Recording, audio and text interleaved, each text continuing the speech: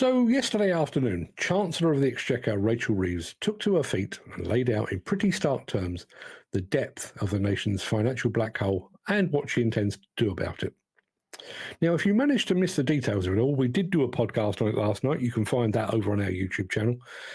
But what I want to discuss today is not what we're all going to pay, but why. Let's be clear. The reason why businesses and individuals in the UK are facing yet another financial squeeze is not because of the choices we made.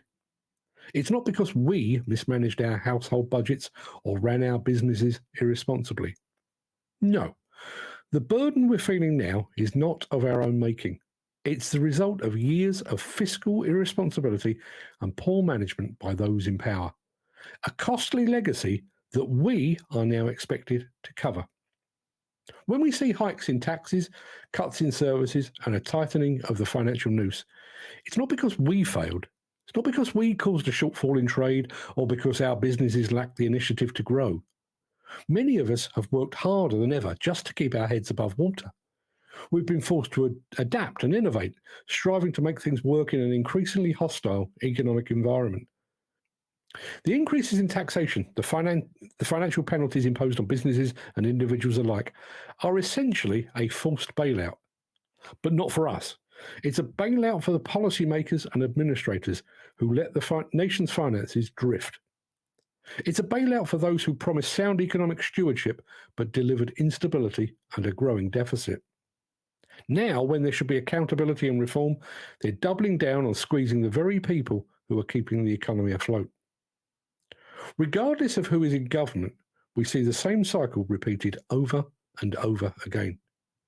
Budgets filled with promises of growth and prosperity, while the reality tells a different story.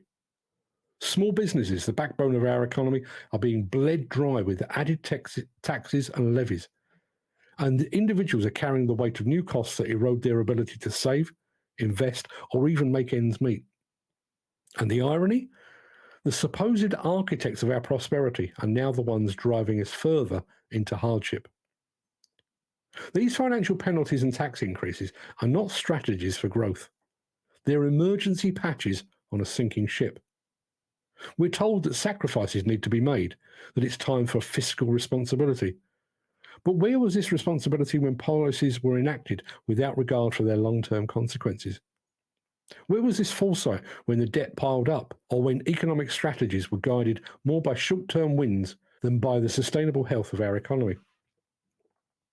Today, we're being asked to pay for the failures of those who should have protected the public purse. And make no mistake, every additional tax, every levy, every cut to essential services means a direct hit to the lives of ordinary people. It means a small business deciding whether it can afford to hire, or an individual choosing between heating their home and saving for the future. It's the erosion of financial security, the undermining of economic growth, and the stark realization that those holding the reins may not be as smart or as accountable as we were led to believe. As citizens, we deserve better. We deserve leaders who take responsibility, who make decisions not just for the next budget cycle, but for the future we're all building. The financial well-being of our nation shouldn't come at the expense of the very people who are already struggling. It's time to ask, who will bear the cost of this so-called fiscal responsibility? Because the answer, as we see time and time again, is us, the workers, the business owners, the families just trying to make a decent life.